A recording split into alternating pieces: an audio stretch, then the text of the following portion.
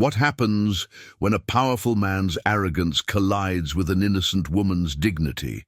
This is an incredible story that will make you question everything you think you know about power, justice, and the unexpected ways truth can emerge.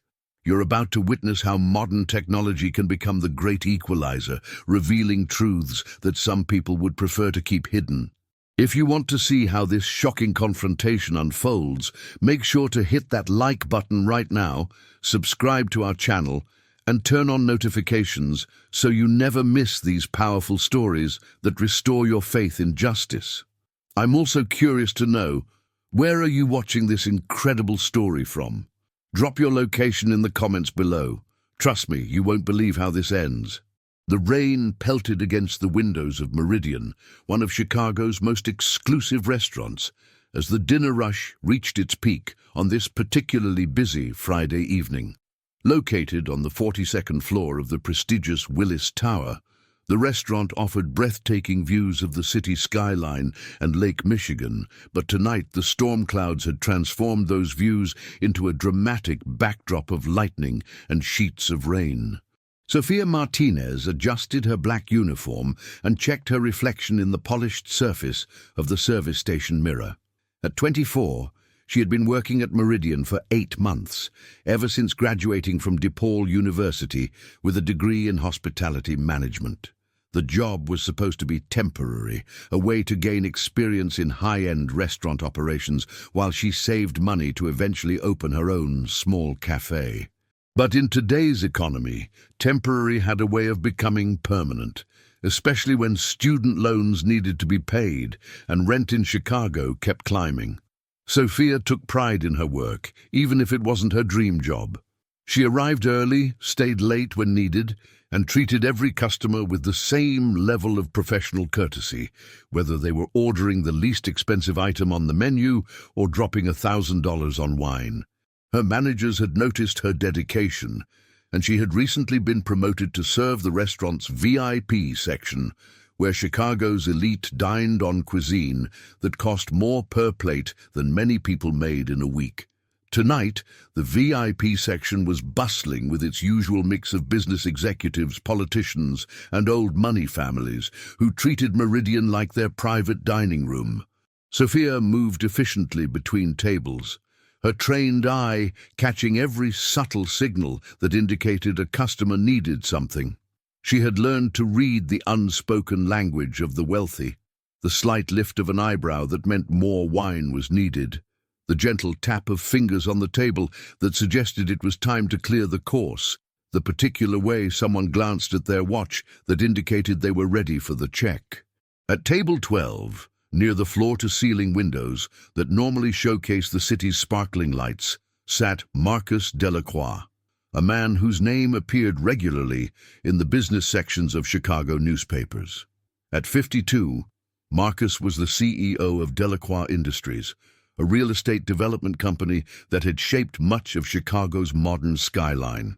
His net worth was estimated in the hundreds of millions, and his influence extended far beyond business into politics and social circles that most people could only read about in society magazines. Marcus was not dining alone tonight. Across from him sat Jennifer Walsh, a stunning blonde in her early 30s who worked as a marketing director for one of the city's premier advertising agencies. Jennifer was intelligent, ambitious, and exactly the kind of woman who looked perfect on the arm of a successful businessman at charity galas and corporate events. They had been dating for 6 months, a relationship that was as much about mutual benefit as it was about genuine affection. The conversation at table 12 had been flowing as smoothly as the expensive Bordeaux Marcus had ordered, until Jennifer brought up a topic that immediately soured his mood. "Marcus, I've been thinking about that charity auction next weekend," Jennifer said, cutting a delicate piece of her seared foie gras. "The one for the children's literacy program. I think it would be wonderful if Delacroix Industries made a significant contribution. It's such a worthy cause, and the publicity would be excellent for your company's image." Marcus's expression darkened slightly. "Jennifer, we've discussed this before. I donate to charities that provide tangible business benefits. Children's literacy is admirable, but it doesn't move the needle for my company's bottom line. But Marcus, think about the long-term benefits. Supporting education creates a better workforce, which ultimately benefits businesses like yours. And from a public relations standpoint, I didn't build a multi-million-dollar empire by throwing money at every sob story that tugs at people's heartstrings. Marcus interrupted, his voice taking on the sharp edge that his employees knew to fear. I make strategic investments, not emotional ones. Jennifer set down her fork, her expression showing a flash of disappointment that she quickly masked. I understand your business philosophy, but sometimes doing good for its own sake has value too. Does it? Because in my experience, the people who preach about doing good are usually the ones asking for handouts. Marcus took a large sip of his wine, the alcohol adding fuel to his growing irritation. These charity cases think they're entitled to other people's success just because they've had a few bad breaks or made poor choices.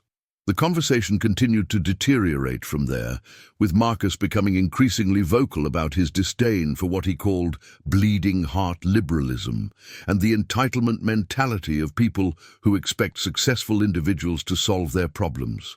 Jennifer found herself growing more uncomfortable with each harsh pronouncement, beginning to see a side of Marcus that she had previously only heard rumors about in their social circles. Meanwhile, Sophia had been assigned to their table at the beginning of the evening. She had served Marcus twice before during her time in the VIP section, and both experiences had been professional but cold.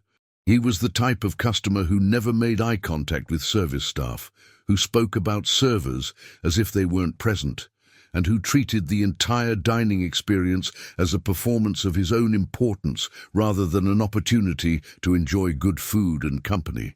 Sophia approached the table to refill their wine glasses, moving with the practiced invisibility that high-end servers master.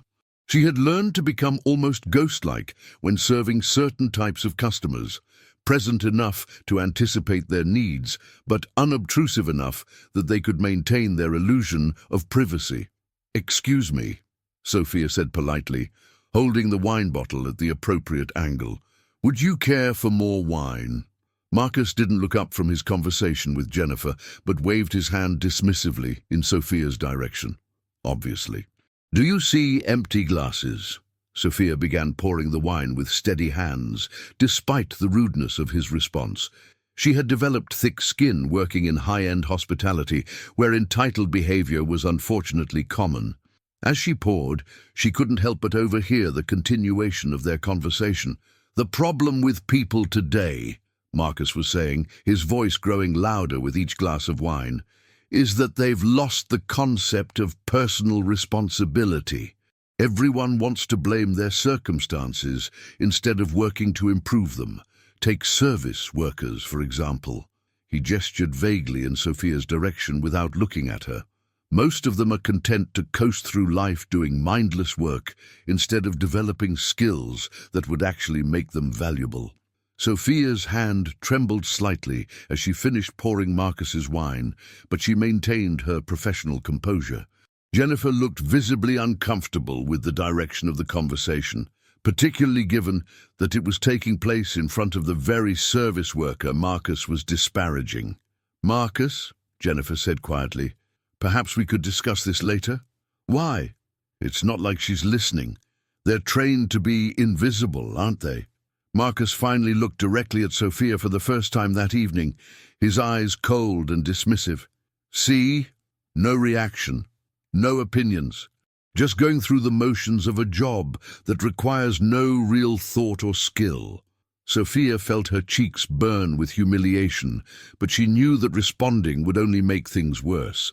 In her 8 months at Meridian, she had learned that the customer was always right, even when they were wrong, cruel, or completely out of line. Her job security depended on maintaining her professional demeanor, regardless of how she was treated. "Will there be anything else for now?" Sophia asked, her voice steady despite the turmoil she felt inside. "No, just try not to spill anything when you bring the next course. I'm sure that's challenging enough," Marcus said with a dismissive wave. Sophia nodded, and retreated to the service area, her face burning with shame and anger. She had been insulted before by difficult customers, but never so directly and cruelly. The worst part was having to stand there and take it, knowing that any response would likely result in a complaint to management and potentially the loss of her job. Back at the table, Jennifer was staring at Marcus with a mixture of shock and disgust. "That was incredibly rude, Marcus. She's just doing her job. And I'm paying handsomely for the privilege of eating here without having to worry about the feelings of the staff. If she can't handle a little criticism, maybe she should find work that's more suited to her capabilities." That wasn't criticism, that was cruelty. There was no reason to speak to her that way. Marcus's expression hardened. "Jennifer, I didn't get where I am by worrying about hurting people's feelings. The world is divided into winners and losers, and I've worked hard to be on the winning side. If that makes me seem harsh to bleeding hearts like you, then maybe we're not as compatible as I thought." The threat in his words was unmistakable, and Jennifer found herself in the uncomfortable position of choosing between her principles and her relationship with one of Chicago's most eligible bachelors.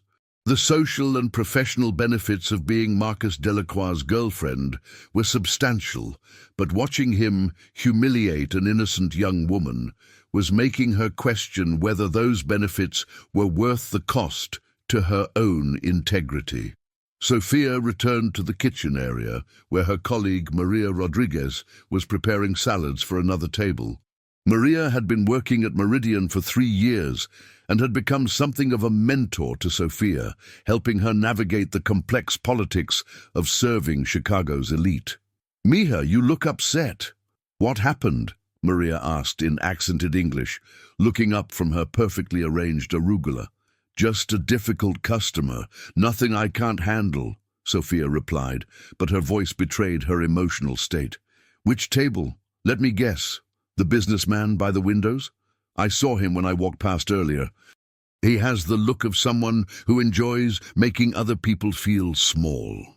Sophia nodded, not trusting herself to speak without her voice breaking. She had dealt with rude customers before, but something about Marcus's casual cruelty had gotten under her skin. Maybe it was the way he had spoken about her, as if she were an object rather than a person, or the fact that he had done it in front of his date, clearly expecting her to join in his mockery. "Listen to me," Maria said, putting a motherly hand on Sophia's shoulder. "Men like that, they think money makes them better than everyone else. But you know what? Money doesn't buy character, and it doesn't buy respect. Real respect has to be earned. I know that, but knowing it doesn't make it easier when you're the target. No, it doesn't, but remember why you're here. You're working towards something bigger, something better. He's just a small man who needs to put others down to feel important." Sophia took a deep breath and nodded. Maria was right. She couldn't let one cruel customer derail her from her goals. She had plans, dreams, and a future to build. Marcus Delacroix was just an obstacle to endure, not a reflection of her worth. When Sophia returned to the dining room to serve the next course, she found the atmosphere at table 12 had grown even more tense. Jennifer was sitting rigidly in her chair, her previous warmth replaced by cold politeness, while Marcus seemed oblivious to the change in her demeanor. "Ah, here comes our server again," Marcus announced as Sophia approached with their entrees. "Hopefully she can manage not to drop anything this time." Sophia placed the plates carefully in front of each diner, her movements precise and professional despite the unnecessary commentary.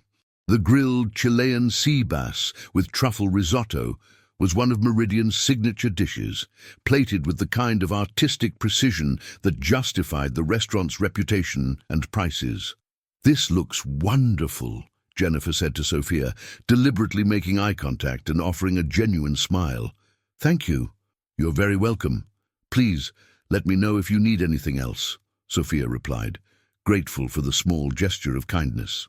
"We will," Marcus said curtly, "though I'm sure we'll have to flag you down, since paying attention doesn't seem to be your strong suit." This time Jennifer couldn't stay silent. "Marcus, stop it. You're being unnecessarily cruel to this young woman. And it's embarrassing. Embarrassing?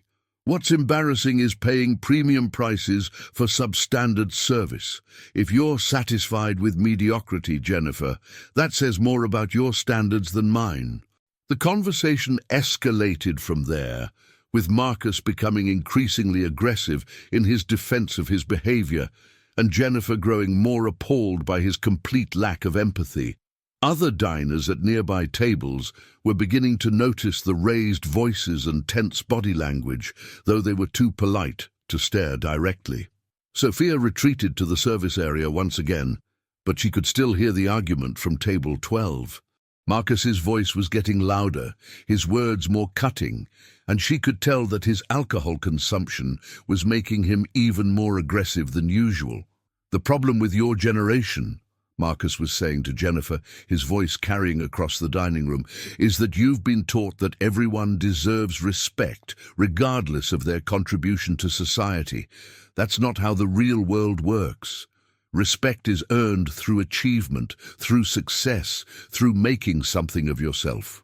Not through serving other people's food and expecting sympathy for your poor life choices." Several other diners were now openly staring at the spectacle, their own conversations quieting as they watched the drama unfold. The maître d', a distinguished gentleman named Robert who had been managing high-end restaurants for 20 years, approached Sophia at the service station. "Ms. Martinez, I'm aware of the situation at table 12. Are you comfortable continuing to serve them, or would you prefer that I assign another server?" Sophia considered the offer. It would be easy to let someone else deal with Marcus Delacroix and his toxic behavior. But something inside her rebelled at the idea of letting him drive her away from doing her job. She had done nothing wrong, and she refused to be intimidated into backing down. "I can handle it, Mr. Robert. Thank you for asking." "Very well. But if the situation escalates further, please don't hesitate to inform me immediately. No employee should have to tolerate abuse, regardless of how much money a customer spends." Sophia nodded and prepared to return to the dining room for the next phase of service. As she arranged the dessert menus on her tray, she could hear Marcus's voice growing even louder and more belligerent. "You know what the problem is with people like her?" Marcus was saying, gesturing toward the service area where Sophia was standing. "They have no ambition, no drive, no vision for anything beyond their next paycheck. They're content to be victims of their circumstances instead of taking control of their lives." Jennifer had clearly reached her breaking point. "How do you know anything about her circumstances? How do you know she's not working her way through school or supporting a family or saving money to start her own business? You've made assumptions about her based on nothing but your own prejudices. Please, look at her. She's exactly what I expected. Probably dropped out of high school, maybe has a kid or two with different fathers, living paycheck to paycheck because she never learned to make responsible choices. These people are all the same." Sophia froze behind the service station, the cruelty and inaccuracy of his assumptions hitting her like a physical blow. Everything he had said was not only wrong, but devastatingly hurtful. She had graduated summa cum laude from DePaul University, had never even been pregnant, came from a stable, loving family, and was working toward her dream of opening her own business. But Marcus Delacroix had looked at her uniform and her job title, and decided he knew everything about her life, her character, and her worth as a human being. The dining room had grown noticeably quieter as other patrons became increasingly uncomfortable with the one-sided conversation. Several people were discreetly asking for their checks, clearly wanting to escape the toxic atmosphere that Marcus was creating. Sophia took a deep breath and approached table 12 with the dessert menus, determined to maintain her professionalism despite her emotional turmoil. But as she reached the table, Marcus was in the middle of another alcohol-fueled rant. "The entitlement of these people is just astounding," he was saying to Jennifer, who was staring at him with barely concealed disgust. "They think society owes them something just because they exist." "Well, I've got news for them. The world doesn't owe you anything. You want respect, earn it. You want money, work for it. You want a better life, make better choices. Sophia stood beside the table, dessert menus in hand, waiting for an appropriate moment to interrupt and present the evening's sweet offerings. But Marcus was on a roll, his voice getting louder and his language more offensive with each passing moment. "Take our server here," he continued, finally acknowledging Sophia's presence, but in the worst possible way. Perfect example of someone who's settled for mediocrity. Probably never had an original thought in her life, never tried to better herself, never pushed beyond the minimum effort required to get by. And then people like you, Jennifer, want me to feel sorry for her because life is hard. Well, life is hard for everyone. The difference is that some of us refuse to accept failure as our final destination. Sophia felt something snap inside her. 8 months of professional composure, years of working her way through school, a lifetime of being taught to respect others regardless of their station in life. All of it was being trampled by a man who knew nothing about her, but felt entitled to judge her worth based on his own biases and prejudices. But before Sophia could decide how to respond, Jennifer Walsh did something unexpected. She stood up from her chair, looked Marcus directly in the eye, and said in a voice loud enough for nearby tables to hear, "You are the most arrogant, ignorant, and cruel person I have ever had the misfortune to know. You've spent the last hour insulting a hard-working young woman who has shown you nothing but professional courtesy, making assumptions about her life that reveal nothing about her character and everything about yours. I wouldn't continue this relationship if you were the last man on earth." With that, Jennifer grabbed her purse and walked toward the restaurant's exit, leaving Marcus sitting alone at table 12 with his mouth hanging open in shock. The surrounding tables burst into spontaneous applause, clearly supportive of Jennifer's decision to walk away from such toxic behavior. Marcus's face flushed deep red, whether from embarrassment, anger, or the effects of the wine he had been consuming all evening. He looked around at the other diners, many of whom were still clapping and clearly enjoying his public humiliation. "What are you all looking at?" he snapped at no one in particular. This is supposed to be a restaurant, not a theater, but his humiliation was far from over. Sophia was still standing beside his table, and something about Jennifer's courage in standing up to him had inspired her own sense of dignity and self-worth. "Mr. Delacroix," Sophia said, her voice steady and clear, "I have your dessert menus, but I wanted to let you know that everything you said about me tonight was completely wrong." Marcus looked up at her with surprise, clearly not expecting the young woman he had been demeaning all evening to actually speak up for herself. "Excuse me? You made a lot of assumptions about my life, my education, my character, and my goals. You were wrong about all of them. I graduated summa cum laude from DePaul University with a degree in hospitality management.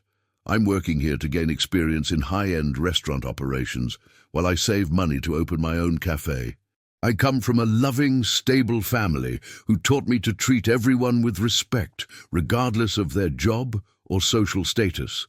And despite how you've treated me tonight, I'm still going to provide you with excellent service because that's what professional integrity means." The dining room had grown completely silent. All conversation stopped as every patron focused on the drama unfolding at table 12. Marcus stared at Sophia, his previous confidence shaken by her articulate and dignified response. "Now," Sophia continued, "would you like to see the dessert menu, or are you ready for your check?" Marcus's face went through several color changes as he processed what had just happened. He had been publicly contradicted by someone he had spent the evening treating as inferior, and her calm, professional demeanor made his own behavior look even worse by comparison. I want to speak to your manager," he finally stammered, falling back on the time-honored threat of difficult customers everywhere. "Of course, sir. I'll get Mr. Robert for you right away." Sophia walked calmly to the maitre d's station, where Robert had been watching the entire exchange with growing concern. The applause from the other diners followed her across the dining room, a show of support that meant more to her than any tip ever could. "Mr. Robert, the gentleman at table 12 would like to speak with you." "I saw what happened, Ms. Martinez. You handled that with remarkable grace and professionalism. Let me go deal with Mr. Delacroix." As Robert approached table 12, Marcus was frantically typing on his phone, presumably trying to contact Jennifer, or perhaps someone who could help him deal with the public relations nightmare he had created for himself. His face was still flushed, and his hands were shaking slightly as he struggled with the touchscreen. "Mr. Delacroix, I understand you wanted to speak with me. How can I assist you this evening?" Marcus looked up from his phone, his eyes blazing with a mixture of anger and embarrassment. "Your server was incredibly rude to me. I want her fired immediately."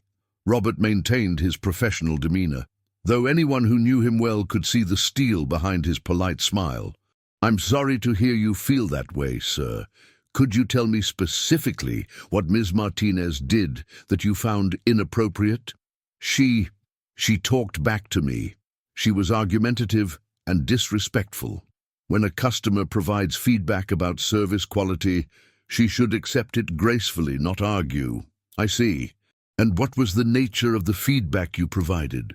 Marcus hesitated, apparently realizing that explaining his feedback would require him to repeat his cruel and baseless assumptions about Sophia's life and character. Around them, other diners were still listening intently, many of them pulling out their phones to record what was clearly becoming a viral-worthy moment. "That's not the point," Marcus said finally. "The point is that she was insubordinate and unprofessional." "Mr.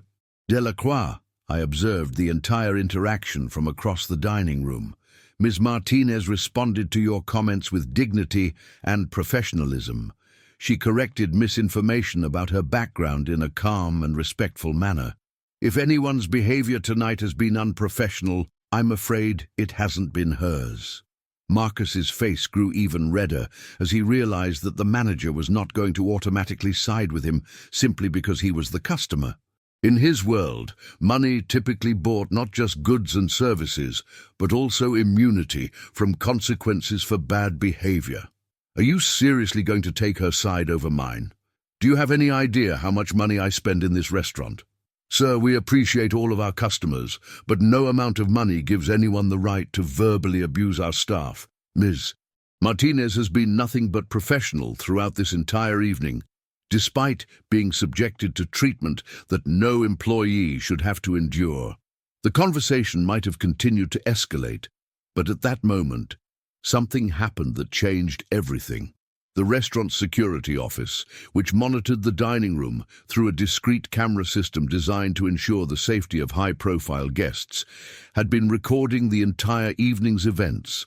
James Chen, the security manager, had been watching the situation at table 12 develop throughout the evening. Initially, he had been monitoring it to ensure that the argument between Marcus and Jennifer didn't escalate to the point where other guests felt unsafe. But as Marcus's verbal abuse of Sophia had intensified, James had realized that the footage he was capturing might be important for more than just security purposes. James approached Robert at table 12, carrying a tablet that contained the evening's security footage. "Excuse me, Mr. Robert. Could I speak with you for a moment?" Robert stepped away from the table briefly to confer with James, who showed him selected clips from the evening's recording. The footage clearly showed Marcus's escalating abuse of Sophia, his cruel assumptions about her life, and her professional, dignified response to his attacks. When Robert returned to table 12, his demeanor had shifted noticeably. "Mr. Delacroix, I've just reviewed our security footage from this evening. I think you should know that we have a complete record of everything that transpired at this table, including your comments about Ms. Martinez and your assumptions about her background, education, and character." Marcus's face went pale as the implications sank in. In today's social media-driven world, footage of a wealthy businessman verbally abusing a young service worker could go viral within hours, potentially destroying his reputation and damaging his business interests. What? What are you implying? I'm not implying anything, sir. I'm stating clearly that your behavior tonight has been unacceptable. You've made false and demeaning statements about one of our employees, created a hostile environment for other guests, and generally conducted yourself in a manner that reflects poorly on both yourself and our establishment. Marcus looked around the dining room and noticed for the first time that several other patrons were holding up their phones, clearly recording the conversation. His public humiliation was being captured from multiple angles, and there was nothing he could do to stop it. "I want that footage destroyed," he said desperately. "I'll pay whatever it costs. Name your price." "Mr. Delacroix, our security footage is not for sale, and even if it were, the damage has already been done. Multiple guests have recorded tonight's events on their personal devices. I suspect that some of that footage will find its way to social media, regardless of what happens to our official recording." Sophia had been watching the exchange from a distance, still in shock from the evening's events. She had never expected to find herself at the center of such a dramatic confrontation. And she certainly hadn't anticipated that multiple cameras would be recording what was quickly becoming a viral moment. Marcus turned in his chair to look directly at Sophia, and for the first time all evening his expression showed something approaching remorse. "Look, I may have spoken harshly tonight. I've had a lot to drink, and I'm under a great deal of stress with work. Perhaps I was unfair in some of my comments." It was a weak apology, clearly motivated more by self-preservation than genuine regret, but it was the first acknowledgement he had made that his behavior might have been inappropriate. Sophia approached the table slowly, her professional composure intact, despite the emotional turmoil of the evening. "Mr. Delacroix, I appreciate that you're willing to acknowledge that your comments were hurtful, but I want you to understand something. Your assumptions about me weren't just wrong, they were cruel and dehumanizing. You looked at my job and my uniform and decided you knew everything about my character, my intelligence, my background, and my worth as a person. That kind of prejudice causes real harm to real people." Marcus shifted uncomfortably in his chair, clearly not accustomed to being lectured by someone he considered his social inferior. "I understand that you're upset, but—" "No, sir, I don't think you do understand. You see, I could tell you about my 4.0 GPA, my scholarship to DePaul, my business plan for opening my own restaurant, my volunteer work with literacy programs, or any number of other accomplishments. But the truth is, none of that should matter. Even if I had dropped out of high school, even if I was a single mother struggling to get by, even if this was the only job I could get, I would still deserve to be treated with basic human dignity and respect." The dining room was completely silent now, every patron hanging on Sophia's words. Several people were openly recording the exchange, and the staff from throughout the restaurant had gathered at the edges of the dining room to watch their colleague stand up for herself with such eloquence and grace. "You spent the evening talking about personal responsibility and earning respect," Sophia continued. "Well, here's some personal responsibility for you. The way you treat other people, especially those who can't fight back, says everything about your character and nothing about theirs. And respect? Real respect isn't something that's earned through wealth or status. It's something that every human being deserves simply by virtue of being human." Marcus sat in stunned silence, his earlier arrogance completely deflated. Around him, the other diners were nodding in agreement with Sophia's words, and several people began applauding again. "Furthermore," Sophia said, her voice growing stronger, "you made assumptions about my life that revealed your own prejudices and biases. You assumed that because I'm Latina and working as a server, I must be uneducated, irresponsible, and lacking in ambition. Those assumptions say nothing about me and everything about your narrow worldview and unconscious racism. The word racism hit Marcus like a physical blow. In his social and business circles, being labeled racist was one of the worst accusations possible, particularly for someone whose company relied on public contracts and community support. Now, wait just a minute. No, sir, you wait. You've done enough talking tonight. It's time for you to listen. You used your perceived position of power to try to humiliate and degrade someone who was providing you with professional service. You made assumptions based on stereotypes and prejudices that have no basis in reality, and you did it all while expecting me to stand there silently and take it because you have money and I don't. Sophia paused, taking a deep breath before delivering her final point. But here's what you didn't count on, Mr. Delacroix. You didn't count on me having a voice or an education or the courage to stand up for myself. You didn't count on other people witnessing your behavior and recording it for the world to see. And you certainly didn't count on facing any consequences for treating another human being as less than worthy of basic respect. By now, several of the cell phone videos were already being uploaded to social media platforms. The hashtag Meridian Waitress was beginning to trend on Twitter, and the footage was being shared across Facebook, Instagram, and TikTok. Marcus Delacroix's public humiliation of a young server, followed by her articulate and dignified response, was becoming the kind of viral moment that could define someone's public reputation permanently. Marcus seemed to realize that his world was crashing down around him. His phone was buzzing constantly with notifications, probably messages from business associates and social connections who had already seen the videos online.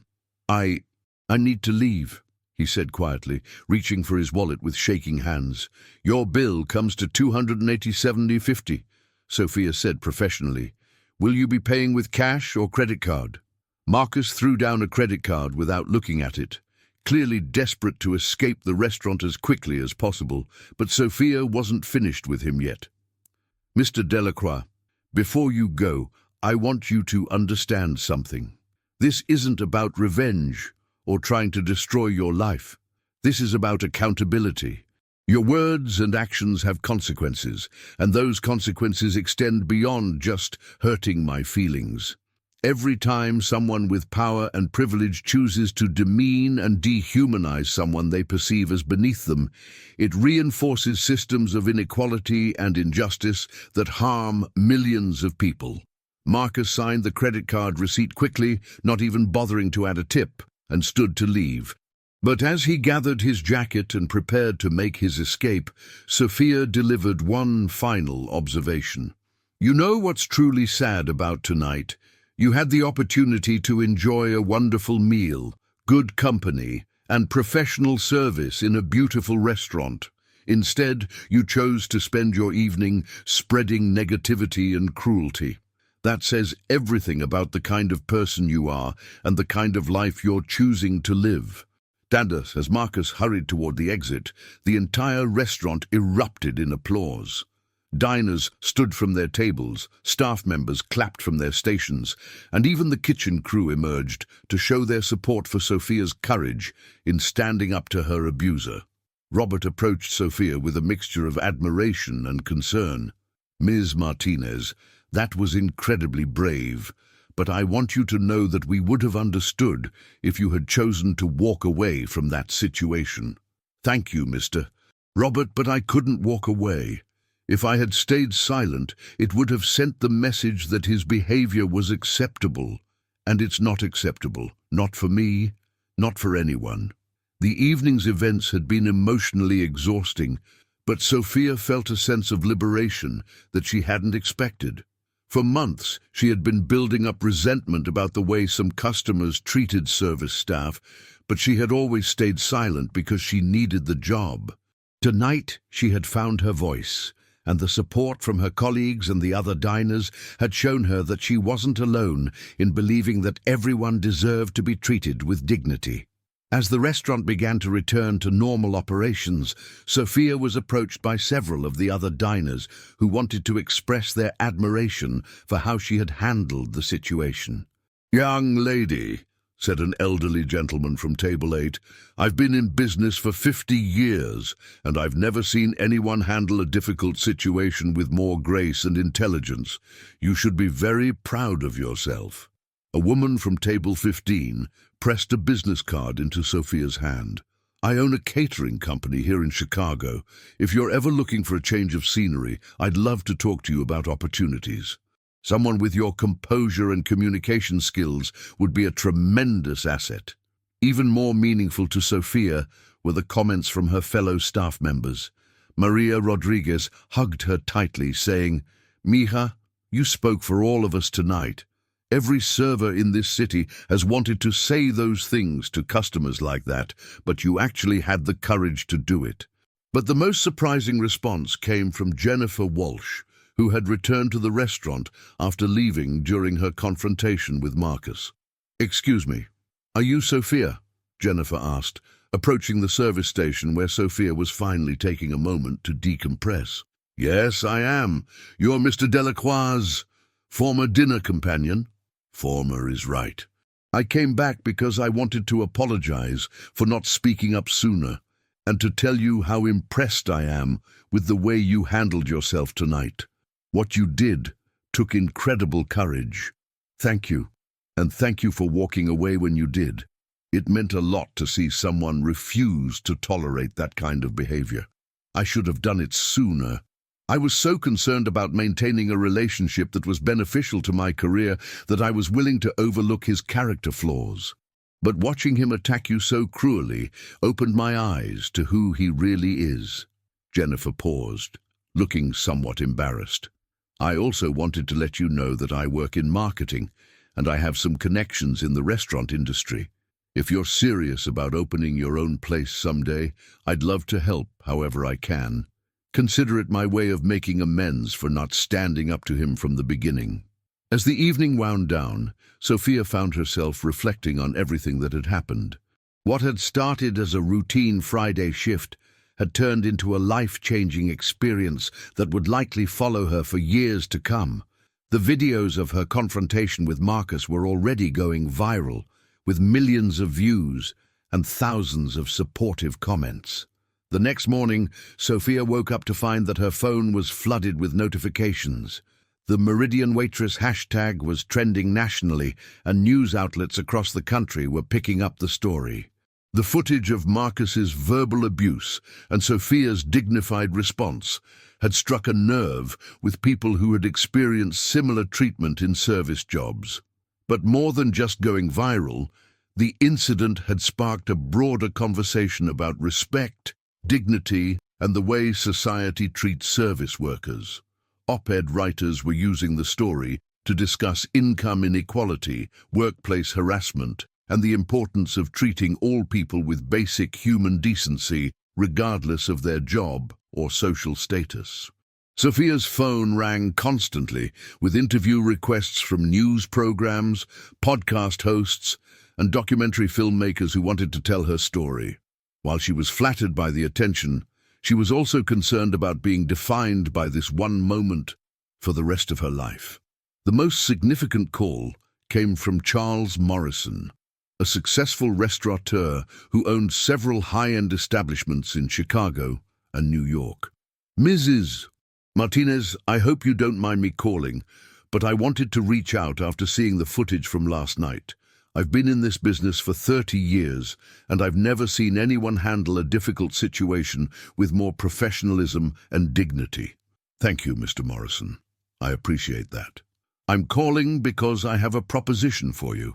I'm opening a new restaurant in the Loop next spring, and I'm looking for a general manager.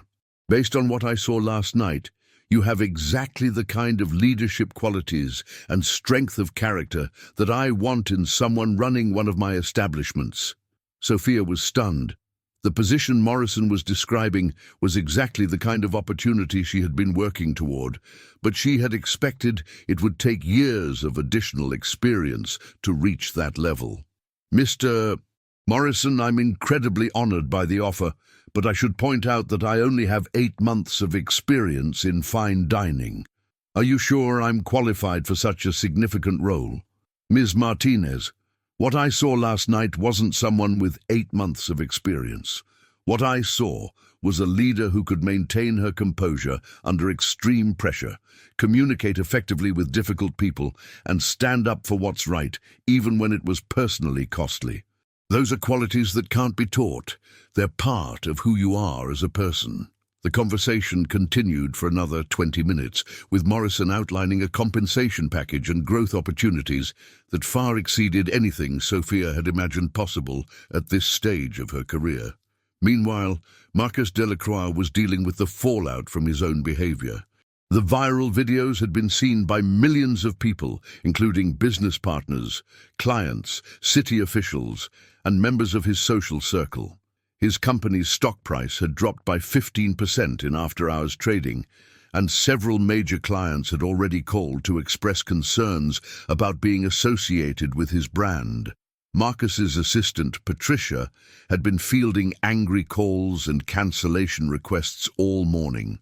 The Chicago Tribune was preparing a story about his business practices, and protesters were gathering outside his company's headquarters with signs reading, "Respect service workers," and "Money doesn't buy character." The situation deteriorated further when additional footage emerged from other restaurant patrons who had recorded Marcus's behavior throughout the evening. These videos showed the progression of his verbal abuse, making it clear that his attack on Sophia wasn't an isolated moment of poor judgment, but a sustained pattern of cruel behavior. Marcus found himself in the unfamiliar position of needing to do damage control not just for his business, but for his entire life. The social circles that had once welcomed him were suddenly questioning whether association with him was worth the negative publicity.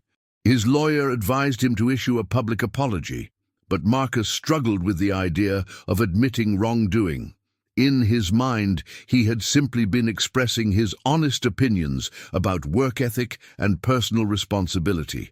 The fact that those opinions had been revealed to be based on false assumptions and racist stereotypes was something he was reluctant to acknowledge publicly. "Mr. Delacroix," his publicist explained during an emergency strategy session, "the longer you wait to address this, the worse it's going to get. The story is dominating social media, and it's starting to get picked up by national news outlets. You need to get ahead of this before it completely destroys your reputation." But why should I have to apologize for having standards, for expecting professional behavior from service staff? Sir, with all due respect, what's on those videos goes far beyond expecting professional behavior. You made personal attacks on a young woman who was doing her job. You made assumptions about her background that were not only wrong, but offensive. And you did it all in a public place where other people could see and record your behavior. The truth was that Marcus was struggling to understand why his behavior was being seen as so problematic. In his world, people in service positions were expected to tolerate whatever treatment they received from customers, particularly wealthy customers. The idea that a server might have the right to defend herself against verbal abuse was foreign to his understanding of how the world worked. But the business consequences were becoming impossible to ignore. 3 major clients had already terminated their contracts, citing concerns about their company's reputation being associated with his. The city was reviewing several development projects that his company had been awarded, and there were calls for boycotts of his properties. Finally, 5 days after the incident at Meridian, Marcus's board of directors forced him to issue a public statement. The apology was carefully crafted by lawyers and publicists, but it felt hollow and insincere to most people who read it. "I want to apologize for my inappropriate comments at Meridian Restaurant last Friday evening. My behavior was unacceptable, and I regret any hurt that my words may have caused. I have the utmost respect for hard-working people in all professions, and I failed to demonstrate that respect on this occasion." I am committed to learning from this experience and doing better in the future. The statement did little to quell the ongoing controversy. Critics pointed out that Marcus had stopped short of acknowledging the racist undertones of his assumptions about Sophia, and he had failed to take full responsibility for the systematic nature of his abuse throughout the evening. Sophia, meanwhile, was navigating her own challenges with the sudden fame. While the overwhelming response had been supportive, she was also receiving criticism from people who felt she had been disrespectful to a customer or who believed that service workers should accept whatever treatment they receive. More troubling were the attempts by some media outlets to dig into her personal life, looking for information that might discredit her or make the story more sensational. Sophia found herself having to be careful about what she posted on social media and where she went in public. But the positive responses far outweighed the negative ones. Sophia received thousands of messages from service workers around the world who thanked her for standing up for their dignity. Restaurant owners reached out to express support and offer job opportunities. Labor rights organizations invited her to speak at conferences about workplace respect and dignity. Most meaningfully, Sophia heard from young people who had been inspired by her example to stand up for themselves in similar situations. A teenage barista in Seattle wrote to thank Sophia for showing her that she didn't have to tolerate verbal abuse from customers. A hotel housekeeper in Miami said that Sophia's courage had inspired her to report a supervisor who had been sexually harassing her for months. Sophia realized that what had happened at Meridian was about more than just one rude customer and one server's response. It had become a symbol of broader issues about respect, dignity, and the value of all work. She felt a responsibility to use the platform she had been given to advocate for positive change. 3 months later, Sophia accepted the general manager position with Charles Morrison's restaurant group.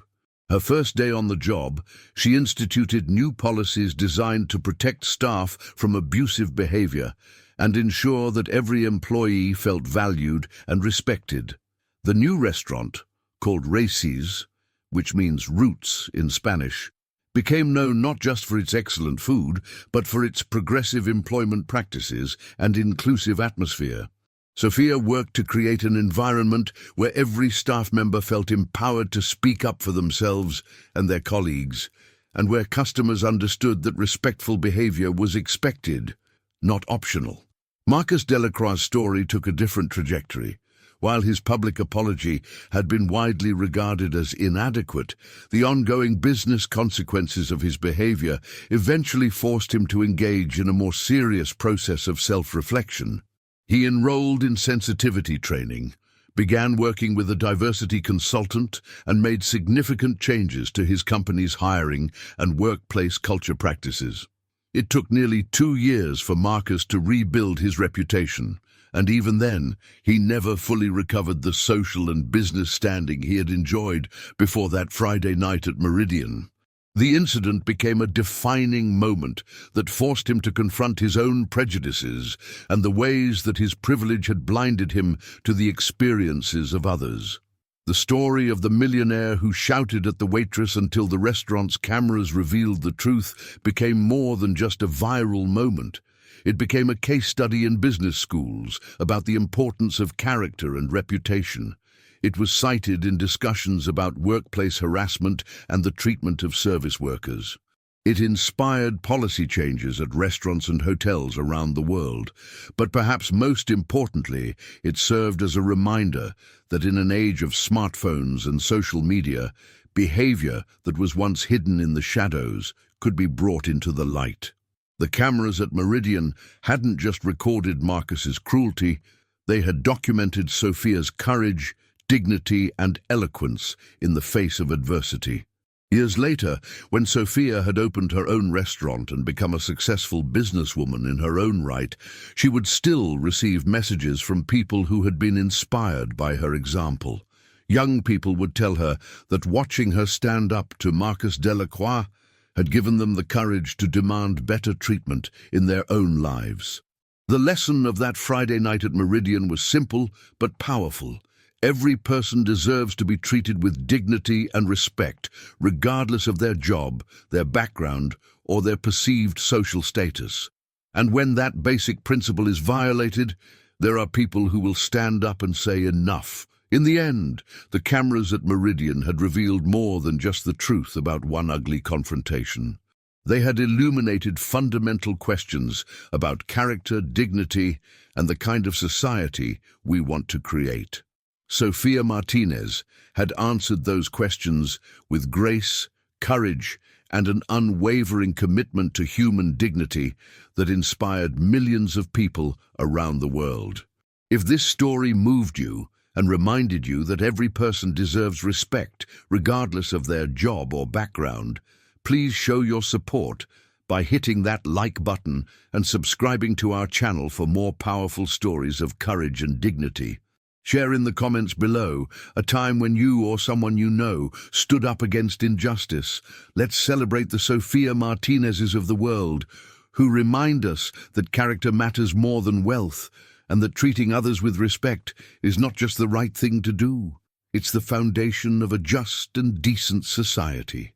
Your story might inspire someone else to find their own courage when they need it most.